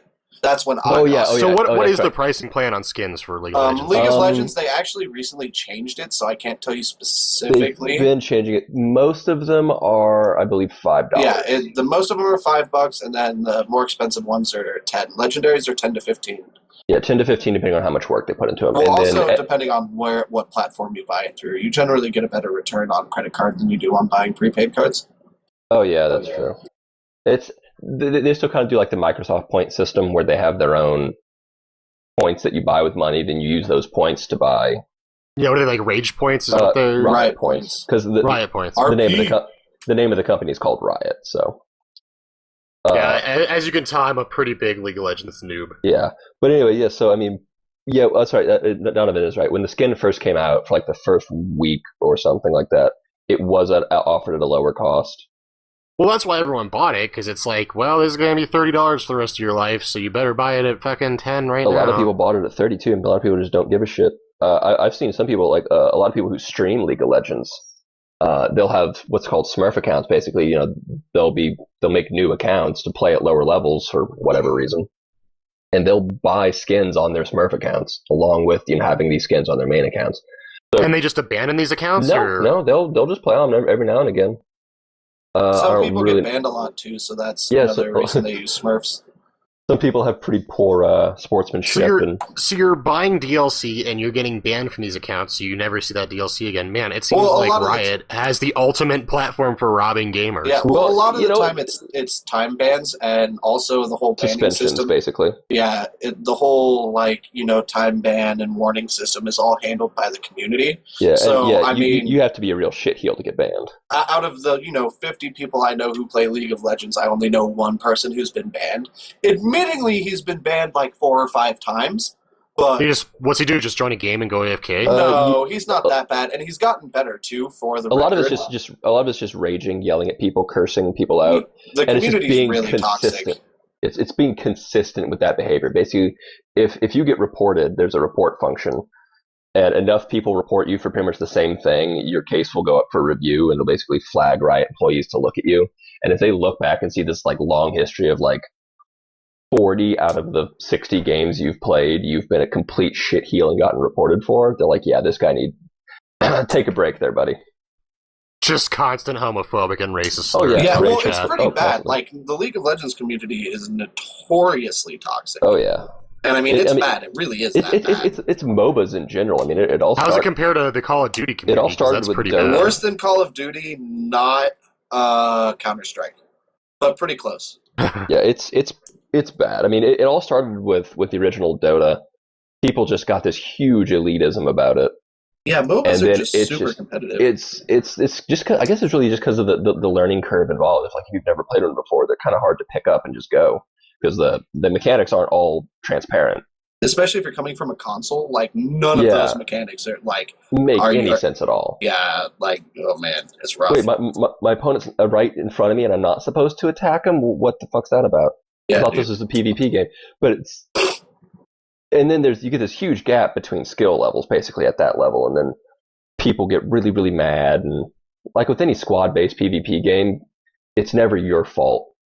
When your team loses, ever. It's always everybody else's fault. So people love passing the blame, and it just gets magnified and amplified, and it's rough. But What other free-to-play games have you guys been into? Because let's change topics before we get into MOBA chat. Well, I was mean, gonna say, the free-to-play model, MOBAs are pretty integrated. I mean, if you look at Dota 2 as well, Valve is making they're making a Is Dota 2 also free-to-play? Yes, it is. Yeah, it is. Technically, right now, it's still in closed beta. So you either need to get an invite, or you can buy in on an invite, and you come with a bunch of cosmetic items and things like that. But if you have the game, like if somebody invites you to the game, the game basically just starts shitting out invite codes. Yeah, like it's pretty intense, dude. I've gotten like 15 over my course of being in the beta. So you can just give they're incredibly easy to get. So it's basically free to play. The way Valve is doing the whole cosmetic market thing it's so great. They are literally copy pasting the Team Fortress model. It is. It's exactly TFT style. It's gorgeous. So League of Legends, where they have whole skins and it acts like a costume, you know what I mean? The way it works in Dota is you get pieces of the costume.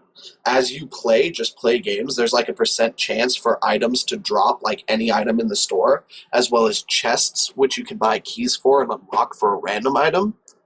But instead of it just being a full skin, it'll be like a weapon or a helmet or something like that. So if you go into the store, pieces will be, 50 cents to $12. Or you can buy like entire bundles and things like that. So it's really, I mean, from a money perspective, it's brutal. Because people just they don't need it to be better. They just want to, this is me, you know what I mean? So. And also, having it available piece by piece at low cost, people don't realize, oh shit, I just spent $10. I mean, it adds up quick. They don't even realize it. Yeah. Which, I mean, keeping a game free to play, you have to have some way to make money off the game. There has to be. Well, you either have advertisements or you have paid or DLC. Most of the time, it's in-game marketplace. Yeah. It's microtransactions. Yeah, the cash up, which MMOs have been doing for ages, especially like Korean MMOs. Like they get pumped out like they're on an assembly line. But it's not an odd concept. But back in MMOs, a lot of times what they would do, they would sell basically the idea of selling power versus selling convenience. They would basically, spend $50 and you get this sword, which is better than any sword you can ever get in the game without paying money. How do you guys feel about that? Like, do you like it when I you can? I hate the idea. I like of selling the idea power. of pay for cosmetics. I hate the idea of pay to win, and it's a big problem with a lot of free to play games too. Is because a lot of them have the integrated pay to win is the term really. It's one of those 4-letter words for anything free to play with a cash shop. Pay to win is generally like most games that will have microtransactions in the free to play market. Most of those items will have some way to earn it, like in game, most of the time. It's either that's the way they should. But the problem is pay for cosmetics and pay for some games. The ratio of work for getting an item versus paying for it is just ridiculous. And a game that I like to cite on this is Warframe. Because Warframe is a pretty big PC hit, and it's getting ported to the PS3. I think it might already be on the PS3, and I think they were talking about putting it on the PS4. And it's a really good game. It's tons of fun. But you play as these alien mech suits sort of deals, right? And you can... Is that the one where you're basically space ninjas? Dude, it's pretty fun. But the problem is say you want to use one of the suits that aren't just the default one you pick, right? You have to not only get the blueprint to randomly drop a la dungeon grinding, right? But after you get the blueprint, you have to go to the different levels and grind them for the individual materials to make the suit. And then on top of that, the crafting system is in real time. So after you get the blueprint, after you get the components, you will literally have to wait 24 hours for your item to craft. Or good lord, you just go to the store and buy it for $10. And I mean, as much as I like the game, that kind of model really does bug me a lot. If it was one of the that sounds awful, I wouldn't dude. mind grinding for the blueprint and parts if I didn't have to wait a full day to get it. You know what I mean? And all that, oh god, yeah. That sounds like it combines the worst parts of every MMO and just tries to gouge money from you. And then it teases you with this flimsy screen of, or you could just give us your money. Credit card. It's I'd like rather it's just kind of play a insulting. different game, I think. Yeah, that's kind of where I ended up being with Warframe. Not, like I said, not that it's bad. It is a lot of fun. If people want to check it out, I do recommend it. It's not a bad use of your time. It's just, you'll see what I mean. The rate at which you get stuff is bad. It's just terrible. Yeah, I don't want to play that. But yeah. I mean, I really like the free-to-play model with the cash shop, because when you first buy a game, there's always some chance that you're just not going to like it. You can do all the research you want, and sometimes you'll sit down a big game, you're like, maybe I don't really like this game actually, but you just paid money for it, you're stuck with it. Maybe you can return it, maybe you can get some money back off of it, but it's there. With a free-to-play game, you can get it, play it, find out, this is a lot of fun. Maybe, I can get my friends to play this too. Before I realize that, like looking at that, $5 shiny hat or whatever, you're like, you know what? That is cool. I do like particle effects. I've played this game enough. I've played this game enough. I can justify $5, and so I want to. It's a rather unintrusive way, and I think it really works to help get some diversity, because you can make the game free to play and you can make money off of it. I want to get your opinion on something. So have either of you guys played a game called Jetpack Joyride? No, I saw that it was on the PSN though. It is a free game on the Vita. It is the only game that's free to play that I've actually spent money on. And it is because they have this. So basically, you're on this jetpack going left. It's like a side scroll. You're on a jetpack. You hit the button to go up. You let go to go down, or whatever, and it speeds up as you go through. And the idea is to pick up as many coins as you can, so you can buy new items. And that's basically all you could do. Some are cosmetics. Some give you some bonuses or whatever. But overall, they're not too much game. They don't really change the game too much, and the game's not really. It's not the best game ever. But I've spent for some reason 2 days playing it. On my playtime, but devious. So where I'm going with this is the one microtransaction thing I did buy. It allows you to double the amount of coins you pick up. So every time you finish a level, it takes the coins you have and multiplies them by 2, and it's only $3. See, that doesn't. And then you can buy the rest of the items and then you buy the rest of the items with coins. So you could either work to get all the items, or you can get them twice as fast for just $3. What do you guys think about that? That doesn't seem too bad, because there you still have to work, you know what I mean? A good example of a free-to-play game that I feel like the pay versus not play model is actually fairly balanced is the Gotham City Imposters. I don't know if anybody's... That game was pretty cool. I played the demo. I kind of want to get the full version. Well, it's free-to-play now, so you can get it.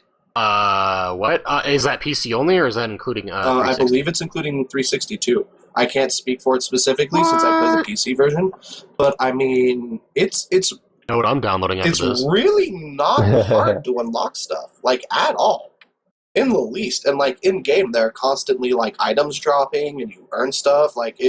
I really, really, really like the way Gotham City Imposters runs their model. It feels really balanced. I ended up buying the starter pack because... I was like, this game, to me, is worth $20, and it's kind of cool that I get weapons. That's It's weird that it's a Batman game with guns and no Batman. I mean, it is a Call of Duty clone in the truest sense. But it's Batman, and not COD, so I don't hate myself whenever I play it. I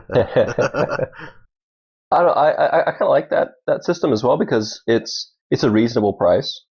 It's selling convenience, it's just making things look quicker. It's not letting you get ahead artificially, really. The way I say it is you're playing smarter, not harder. Yeah, and I definitely like having the option. And I mean, the game was free anyway, so why don't you just toss him a couple bucks? Exactly. I think that's a great example of how cash shops should be done. Yeah, and I mean... Also, you guys should, if anyone's listening and has a Vita, you should totally get Jetpack Joyride. It's a good time for free. Yeah, I'll probably check it out tonight. Yeah, and I think it only takes up 58 megs or something like that, so it's super small. But I mean, the free-to-play model is really sort of, in my opinion at least, the future of gaming. I mean, if you look at when World of Warcraft came out, World of Warcraft forced the monthly subscription model on everything. Everything. That was how EverQuest was did it for before that 5 too. years. You know what I mean? Well, I mean, it was before that. I would say, yeah, EverQuest was really the start one, and then yeah, but nobody Dungeons played. Me and Josh it was not even. Those numbers are not even comparable. No, but I mean, World of Warcraft was basing it off of those old games that had sort of blazed the path. There was EverQuest, there was Asheron's Call. Dark Age of Camelot, there was Asheron's Call. Lineage 1, I think, was around at that time. I mean, there's also a bunch of other ones. City of Heroes used to be subscription based, and it was pretty standard $15 a month. And even now, those are going like those are switching and then when free to play. World of Warcraft did it, and then exploded in sort of this giant, super popular fireball. Honestly, I wouldn't be surprised if we see World of Warcraft go free to play, like beyond buying the actual game. Like well, in the next it's free to play to 20. Yeah, that's that's not basically much of a game, though. 20. Basically demo, but the worst part of the grind too. Because of World of Warcraft being so successful and basically choking the entire MMO market, you can't really convince people to pay a subscription fee for a game that's not as polished as World of Warcraft, even if you hate World of Warcraft. So that's why. And it's Blizzard, so you're never going to see a game. Yeah, and so it's like doing free to play with a cash shop is a great alternative because people. If the price of entry is so small, people are much more willing to take a risk. I mean, yeah, I agree that free to play definitely seems like it's the future. I mean, WoW is. I mean, just microtransactions. That's the future. People are much more willing to give up their money when you're not taking it from them. Yeah, I mean, I know Jay's gonna roll his eyes again, but League of Legends absolutely blows me away. It's a free to play game, and it's the esports scene of it is so enormous. Yeah, well, I mean, there's that is millions amazing of people watch this thing. It is. I mean, I thought StarCraft 2 was going to be, the big, games can be played competitively as a sport thing. Honestly, just because of StarCraft 1, but League of Legends blew that out of the water, and it's a free to play game. It's crazy that they're able to do that. I've talked with a lot of people about it, and I played for a little while on Dirtmap, so I know a couple of the people over there, and we've talked about it too. And I really feel like part of the reason League of Legends was able to be the world's first big esport is the fact that if you look at something like StarCraft, right, the skill required to play it competitively is ridiculous. Oh yeah, is enormous. That is true. The barrier to entry is huge. And I'm not saying, to play League of Legends competitively isn't hard, because it is. But I'm saying League of Legends is literally a game anyone can play. And you can't necessarily say that about StarCraft 2, Dota 2, other competitive gaming. I mean, League of Legends is not only can everybody can play it, but anybody can play it. You just need a computer. As long as you have a computer, you can play League of Legends. Yeah, that's true. That is very true. They took all the MOBA aspects and really kind of simplified them and try to be like, hey, it's not scary. You don't have to have 300 APM to not feel like you're doing horrible. Until you're in your first game, and then it's terrifying. It does still carry a lot of that RTS stress, just because of the nature of the game. But once you get over that, you realize, hey, everybody else sucks too. I personally, I like RTS games, but I'm terrible at them. So honestly, if I'm gonna play a game in that style, League of Legends is actually what I'm gonna choose. Yeah, a lot of people say that. I really like art. I've heard that tons of times. I hear, I really like RTS games, but I'm really, really bad at them. Yeah, I can't micromanage like a Korean fucking StarCraft player. Yeah. You know what I mean? And with a game like that, you only have one unit, so. Yeah, so it's much more. I mean, I'm terrible. I'm still pretty bad at League of Legends, but I'm not as terrible at League of Legends as I am at Warcraft 3. Yeah, yeah. There you go. But yeah, I mean, it blows my mind that game started as free to play. Obviously, it still is, because they can easily afford to keep it free to play now.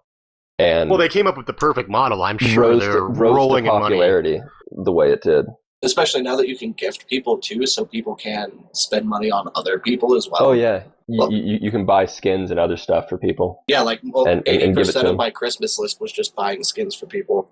Oh, really? Yeah, you control people like that. Oh, it's great. A friend of mine knew of a champion that I absolutely hated, so he bought me that champion as a gift. And you can't decline a gift once you click it. Yep. That champion is now unlocked. And we used to play a lot of ARAMs, which is you play a random champion that you own. So now this champion that I absolutely hate can potentially pop up when I play ARAMs. And every time it happens and I'm playing with him, he just laughs and laughs. Who is it, out of curiosity? Poppy.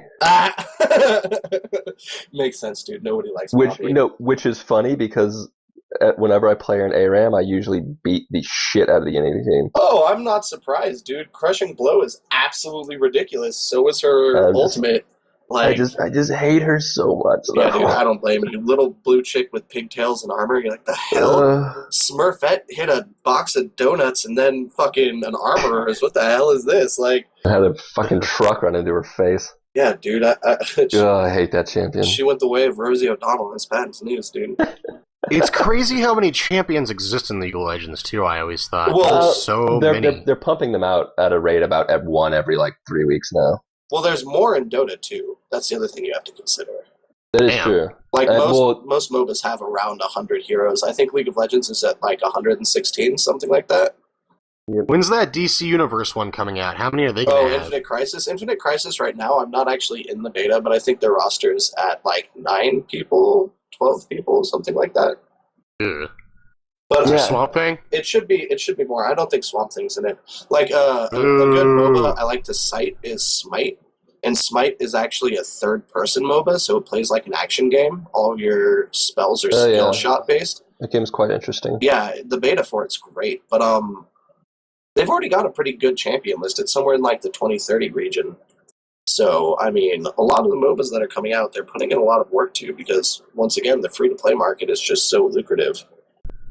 Ooh, this is completely tangential. That reminds me, there's a Chinese knockoff of League of Legends. Oh, 300 Heroes or whatever it's called? With 300 heroes, literally, and it's not even a subtle knockoff. Copy-pasted. Copy-pasted. It is exactly the arena from League of Legends with all the Just same. registry dived and just fucking. Yeah, Dude, it's the exact arena. It's the exact like buildings. Everything is identical. Only the heroes are all different. There's like literally 300 of them. Oh, but all the including heroes are copyrighted too. That's the thing. yeah, they're all copyrighted. There's Shrek. What? One of his attacks is he throws the donkey. There's Wally. There's like every single character from Naruto and One Piece. Oh my god, I need to play this. Dude, it is. Is it free to play? Yeah, it's also a virus and also very Yeah. Chinese. So It's a Chinese knockoff. but There's no English in it. You oh can't god, read anything. no! But that doesn't mean you can't play it, dude. Who fucking cares? Shrek all day. Donkey. yeah. Oh my god, it blew my mind. Which also reminds me, there's a Korean or a Chinese ripoff of King of Fighters 13 called like. I tried to get it to work because this one actually is legit. I mean, it's a ripoff of it, but they changed enough that even SNK is like, hey, we'll put some of our characters in your game. Well, It's called That's Zhuan cool, Do yeah. Ji Wang, and it actually looks really fun. And I could not, for the life of me, figure it out because I navigated this page completely in Chinese, managed to make an account and download the installer. But whenever I load the installer, it gives me a malicious URL, which I don't know if it's a false positive or if it really is something, and I haven't been ballsy enough to try it yet. your firewall's just scared of Chinese data, just like It you know what? That's not a bad Racist. thing to be scared Your of. computer's them fucking Missouri racist. computers. But yeah, You know what's another free-to-play game that we should mention too is the new Killer Instinct is free-to-play. Yeah, I that's know. pretty cool I'm too. so hyped for that game. Well, it's not like true free to play, but the way that they're doing it is genius. It's so good. It's completely genius. I mean, everybody who gets the new system gets the game, and then you just buy the characters you want. Incidentally, there's a couple other fighting games that is doing that already, or will be doing it very, very soon. There's Dead or Alive 5 Ultimate, whenever that comes out. Sweet. What? That'll That's be going good. free. Is that going to be every console, or is that just Xbox One? It's 360 and PS3. Yeah, it's current gen. I love the Dead or Alive series. It's going to be free to play. I'm pretty sure it's going to be free to play, and you can download basically whatever characters you want, or I think you can purchase the whole thing as a game and get all the characters. Then there's also Tekken Revolution. Nice. I love the which Tekken series. No. Where Dead or Alive doesn't have a bad idea of what they're doing, Tekken Revolution completely shit on themselves. They basically took Tekken Tag 2, which is the latest installment, which is, from all what I understand, a very, very good Tekken game. I'm not into Tekken myself, but they've even changed some of the balance things about Tekken Tag 2 that people like and reverted it. The cost is ridiculously prohibitive. Like, I don't know the specific numbers, but basically everything that should be a free-to-play fighter, and where you can buy your own, buy whatever characters you want or buy the whole thing, they just completely fucked up. There's almost no reason not to buy Tekken Tag 2 instead, because it's just hands down a better game. And What is it like? They took everyone's favorite characters and bundled with them with three of the worst characters. I don't even know if they sell character bundles. I think it's single character only. So, you can buy only individual characters. I think the price policy is dumb. One of the big things, just from a competitive standpoint, is they fucked with a lot of the balance changes that they found a nice. They got good balance for Tekken Tag 2. Game's already out, and they didn't just copy that balance. They screwed the balance up completely, from what I understand. So yeah, that's not a good idea. Tekken Tag 2, Tekken Revolution, terrible. Dead or Alive Ultimate could be good. And I think Virtua Fighter 5 might be doing something like that too. I don't know. That'd be cool too. But yeah, I mean, it's a cool idea. It kind of lowers the cost of entry to fighting games, which It works great with fighting games. The more people that play fighting games, the better. Yep. I'm a big fan. And of a lot games. of people shy away from fighting games nowadays too. I talk to a ton of people and they won't play them at all. Because they're hard. Well, I also think people are generally not comfortable with competitive gaming. Yeah, a lot of people don't like 1v1s because they find it very stressful. Well, and fighting games are the most raw distilled version of the 1v1. Yes, they very much are. I mean, it took me a while to really get into them too. Started with Smash Bros, and then I bought my own fight stick now, and I'm still terrible at the games, but I don't really care. I've been when I was a kid, I used to play fighting games way more hardcore. I started with Street Fighter 2. They had that at Shakespeare's Pizza in fucking Columbia. And I used to go there and play that like crazy, and then I was like, man, I didn't get this for the Super Nintendo, and just went nuts on it. Yeah, the Street Fighter 2 Turbo is such a good cartridge, too. So see, it wasn't the Turbo version I was playing, it was just the original Street Fighter where Turbo would die. Turbo was better. Super Street Fighter 2 was my favorite, personally, for the Super Nintendo. Yeah, but I mean, I think it's a really good model that should work really well for that. Absolutely. And like translate really well. The more people that get into playing fighting games, the better, because then we can get more fighting games. Bigger rosters. Yeah, we need more games like Marvel vs. Capcom, where there's like 35 playable characters. Speaking of fighting games, apparently, well, I say apparently, I don't know if this is true. It's heavily rumored and probably is going to be true. But King of Fighters 2002 Unlimited match, which is King of Fighters from 2002, should be actually on Steam eventually, which is awesome because it's basically one of the best King of Fighters games. It has like 80 characters. Ooh, girl! Damn. Oh, it plays. I mean, it's King of Fighters, so it's very difficult to actually do combos and be good at. But it has such a variety of characters, and it's still just really, really fun to play. And unfortunately, the console version, it's on Xbox Live. It has really, really crappy netcode, which I really hope that Steam will fix if they get a Steam version, so me and some friends can actually play online without having to try to get it to work through GGPO. You should just buy a Neo Geo Gold bundle. Does that have 2K2 I don't think it has that particular version. It has the old Neo Geo King of Fighters on it, though. Oh, like Art of Fighting, or like how? I'm not. I mean, King of Fighters is a game that has like 15 we're games talking like plus in the series. I think the Neo Geo came out in like 93 or something like that. I don't really recall, but it's sort of around the mid 90s. Well, I mean, no one had one because no one could afford. Yeah, they were like $600 back then, weren't they? And they were. It was like $600 to $900 for the console, and then the actual games themselves were $200 a pop. Yeah, that. But you could take the games and play them at the arcade. Yes, that's also true. So that's. I guess it came out in 1990, which is ridiculous because it's 32-bit and it came out before the Super Nintendo. What was the reason why it was so expensive? Yep, that's the exact reason. But God, I want one. The Neo Geo Gold looks cool. It is a really cool piece of gamer history. The console that almost an expensive was. Piece as well. Well. Yep, I think that's about all we need to say about that wraps it up for tonight's episode. Free to play. Yep. Cool. Well, thanks everyone for listening. You can reach us, and I'm gonna finally say the email correct. I've noticed every time I've said the email, I've said it wrong. Really? In the first podcast, I said the Zock Gaming podcast. In the part 2 of the E3 special, I said the Zock Gaming podcast at google.com. I didn't even catch that. So when I go back and do the editing, I've noticed I have been just constantly fucking up our email, and I'm hoping that's not the reason we haven't gotten any emails yet. Please email us. We'd love to do mail, people. We would love it. Yes. LVE. Send us questions, call us assholes, whatever it is, we will respond to it. We love hate mail.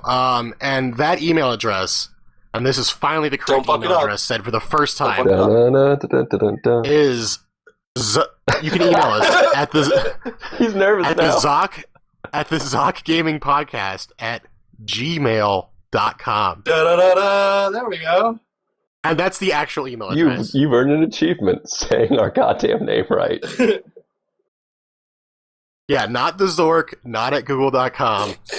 Zock at Gmail. It is in the description, so you could also just click on it there. I just need to stop failing so much. Anyways, everyone, thanks for listening. This has been Jay Dubious of Dubious Gaming on YouTube. Joining me has been Donovan of NoClip. Fun as always, guys. And the forever sexy Josh of Missouri. Yeehaw! That is it. Signing out. Thanks for listening. Good night, everybody.